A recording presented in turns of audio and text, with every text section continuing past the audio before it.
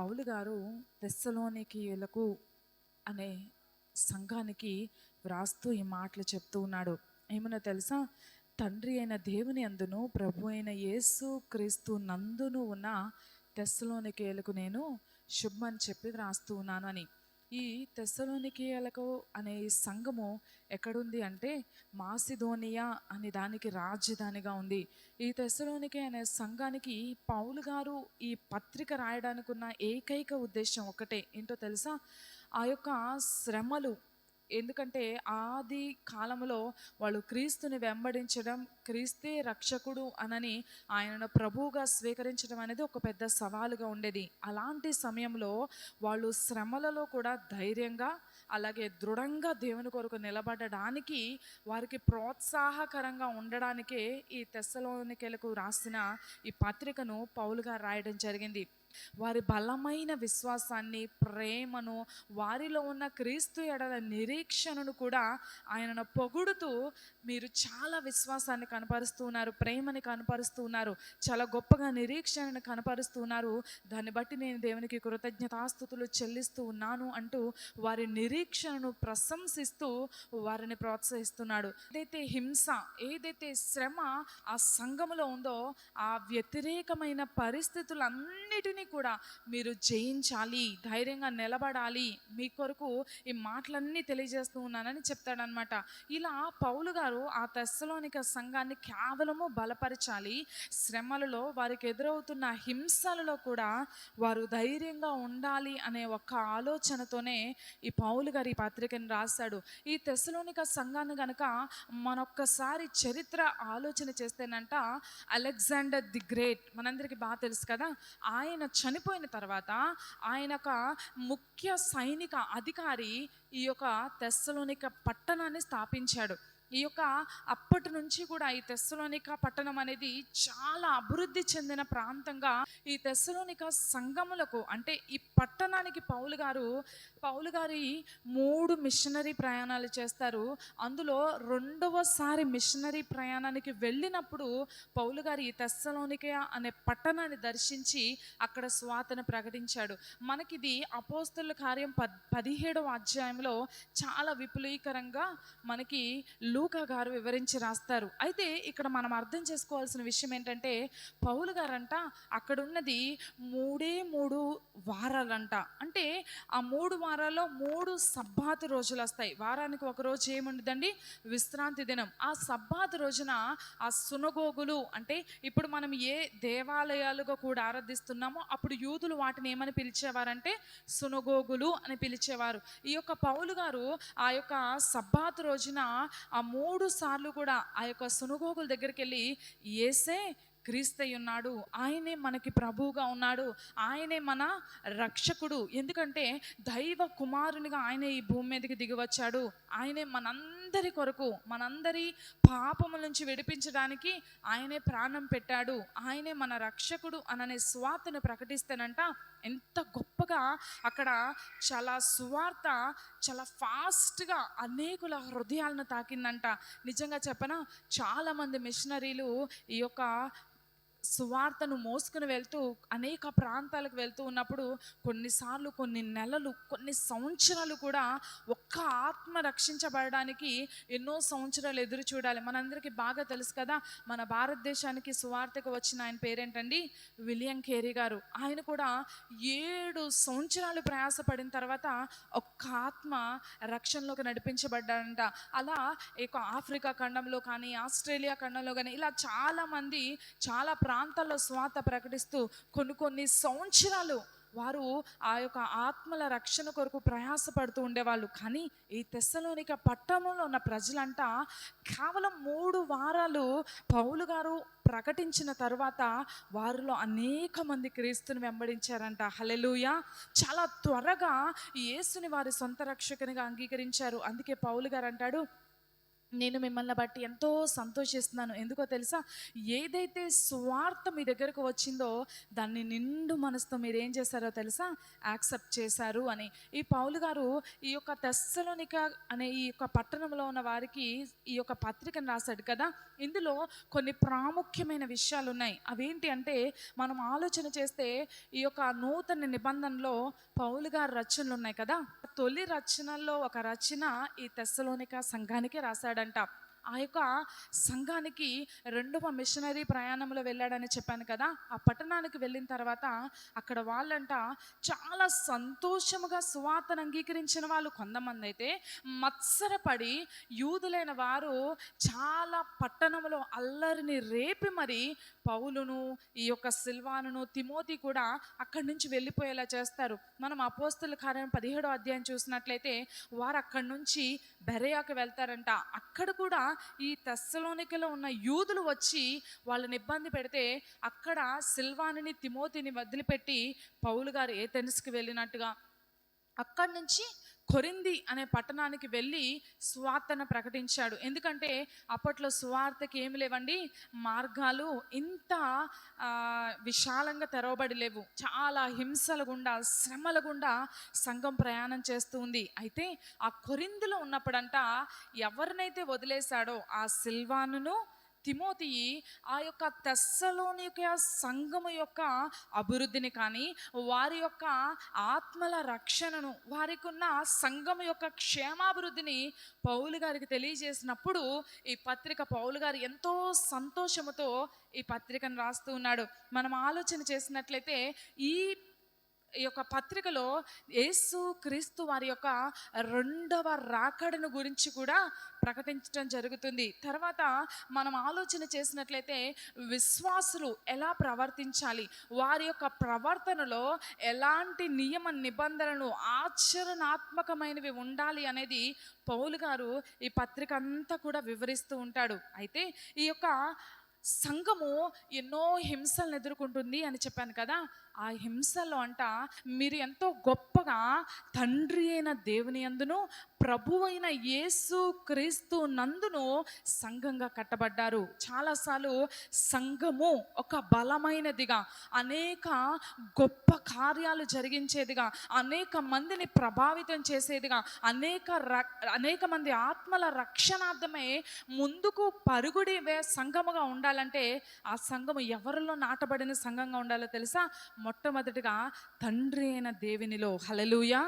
2 ప్రభు అయిన యేసు క్రీస్తులో. అంటే వేరువేరుగా కాదు, కానీ వేరు వేరు వ్యక్తులను చూపిస్తూ ఏకత్వాన్ని కనపరుస్తూ వారిలో మీరేమై ఉన్నారో తెలుసా? సంఘముగా కట్టబడ్డారు. హల్లెలూయా. అందుకే ఈ సంఘము చాలా బలమైన సంఘముగా ఉంది.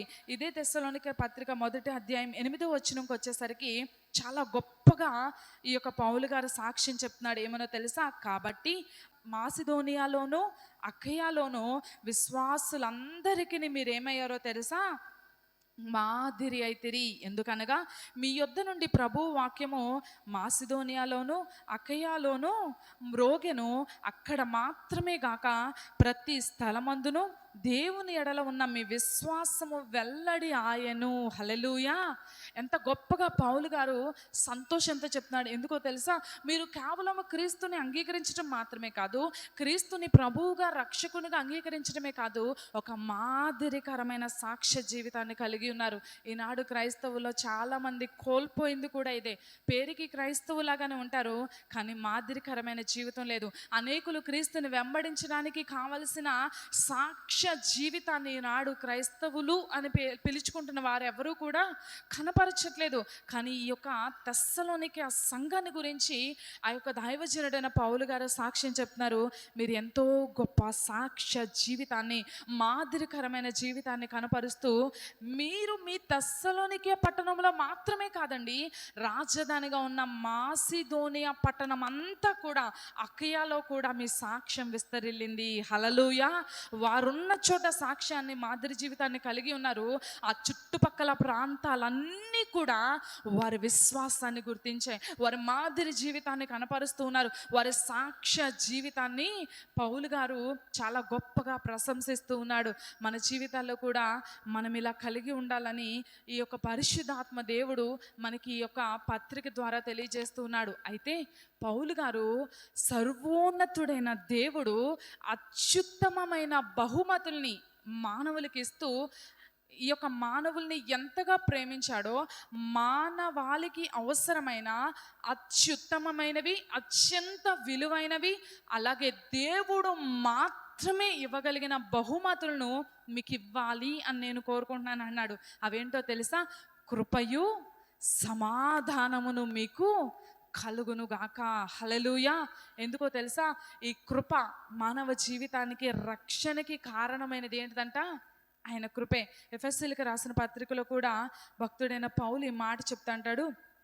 ఎఫెసీయులకు రాసిన పత్రిక 2వ అధ్యాయము 8వ వచనం నుండి 10వ వచనం వరకు ఒకసారి మనం జ్ఞాపకం చేసుకున్నట్లయితే, మీరు విశ్వాసము ద్వారా కృప చేతనే రక్షించబడి ఉన్నారు, ఇది మీ వలన కలిగినది కాదు, దేవుని వరమే. చాలండి, ఇక్కడ పౌలు గారు గొప్పగా చెప్తున్నాడు. ఇది దేవుని యొక్క వరము. ఏంటో తెలుసా? ఆయన అనుగ్రహించే కృప మీకు కలగాలని నేను కోరుకుంటున్నాను.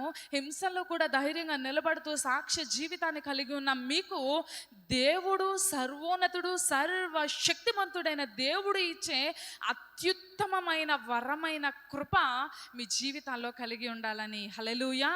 మన జీవితాల్లో కూడా మనం కలిగి ఉండాలని. ఎందుకో తెలుసా? మనము రక్షించబడాలంటే ఆ యొక్క కృప మాత్రమే మనకి ఏమైందో తెలుసా? పునాది అయి ఉన్నది కృప.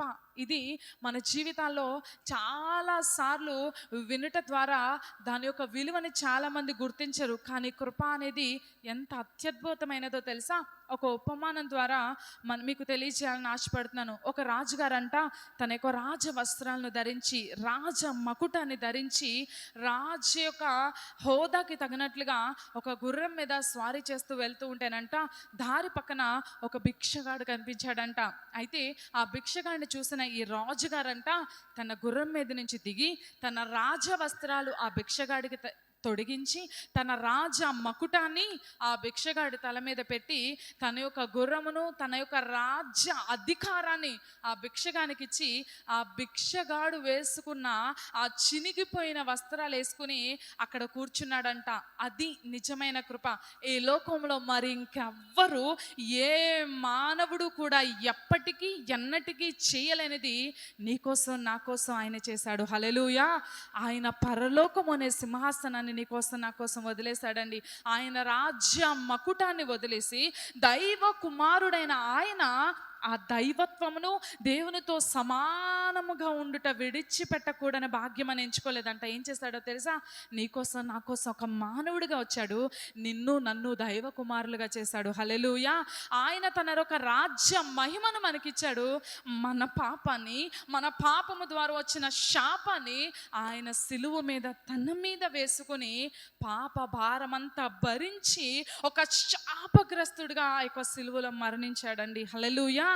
అందుకనే ఆ క్రీస్తు యేసు కృప మనల్ని రక్షిస్తుంది. హల్లెలూయా.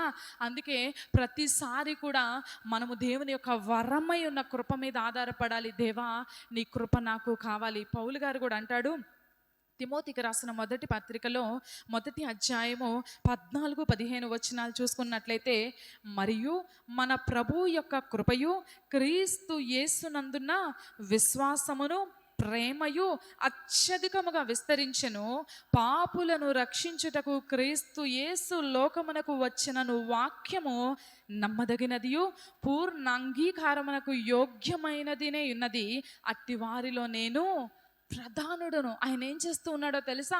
ఆయన నీతిమంతులను, మంచి వాళ్ళను, యోగ్యత కలిగిన వారిలో అన్ని విషయాల్లో గొప్ప అయిన వారిని, గొప్ప పేరు ప్రఖ్యాతులు ఉన్న వాళ్ళని, అన్ని విషయాల్లో జ్ఞానవంతుల్ని పిలవడానికి రాలేదండి. ఎవరిని పిలవడానికి వచ్చాడో తెలుసా?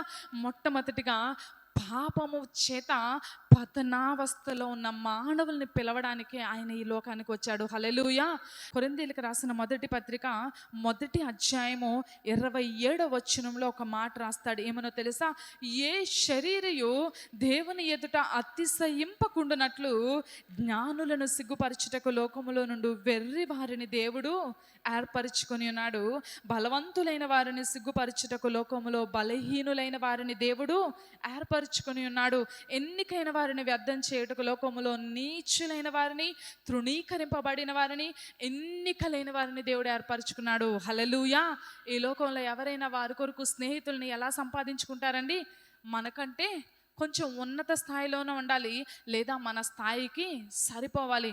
మనకంటూ మన తోటి వాళ్ళని ఎలా సంపాదించుకుంటామో, కానీ దేవుడు అంటున్నాడు, నేను జ్ఞానవంతుల్ని, లేకపోతే ఎన్నిక చేయబడిన వారిని, అన్ని విషయాల్లో యోగ్యులైన వారిని కాదు, కానీ ఈ లోకములో నీచులైన వారిని, ఈ లోకములో వెర్రి వారిని, ఈ లోకములో ఎన్నిక లేని వారిని, తృణీకరింపబడిన వారిని నేనేం చేస్తూ ఉన్నానో తెలుసా?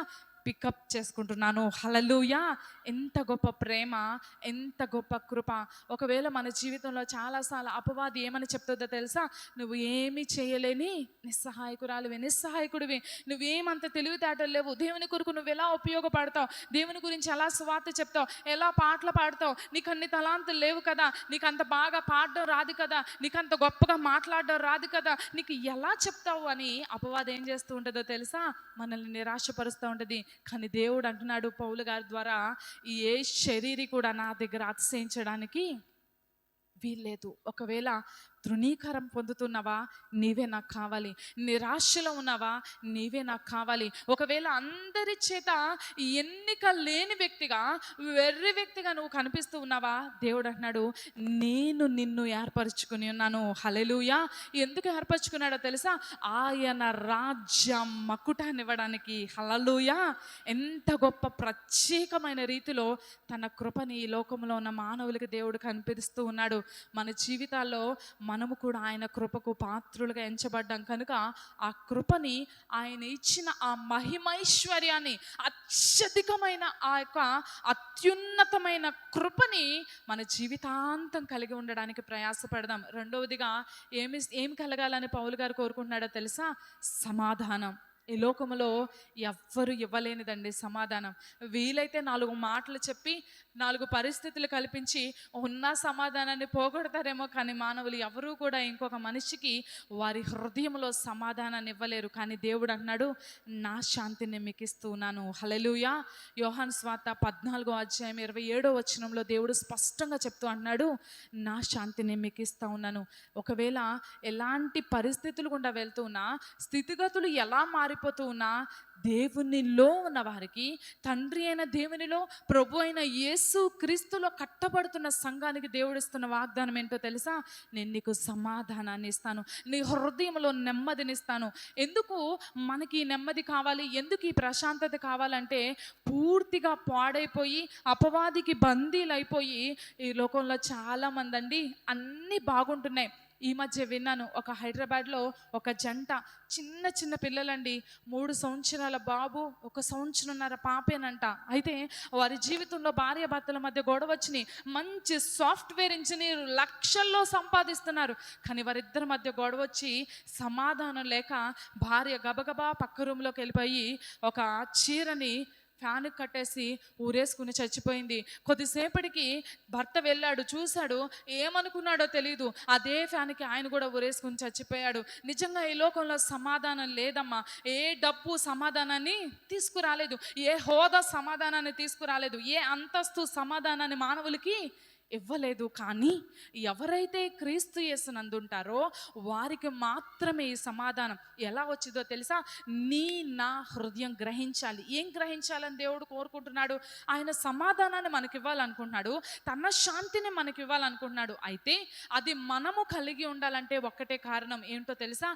దేవుని యొక్క గైడెన్స్ మనకి ఎప్పుడు తోడుగా ఉండిద్దని తెలుసుకోవాలి. అంటే మన జీవితాల్లో ఎలాంటి చిక్కుముడి యొక్క పరిస్థితుల మధ్య ఉన్నా మనం ఎప్పుడు అర్థం చేసుకోవాలి, ఆయన ఖచ్చితంగా నాకు మార్గాన్ని చూపిస్తాడు. నువ్వు ఎలాంటి సుడిగుండంలో ఉన్నా, ఎలాంటి చిక్కుముడిలో ఉన్నా, ముందుకు అడుగు వేయడానికి దారే కనిపించని స్థితిలో ఉన్నా నీ హృదయం నమ్మగలగాలి. ఏమనో తెలుసా, ఆయన నాకు సరి అయిన గైడెన్స్ ఇస్తాడు. ఎందుకంటే ఆయన మాట ఇచ్చాడు, నీ మీద దృష్టి ఉంచి నీకు ఆలోచన చెప్తా, నువ్వు నడవలసిన మార్గాన్ని నీకు.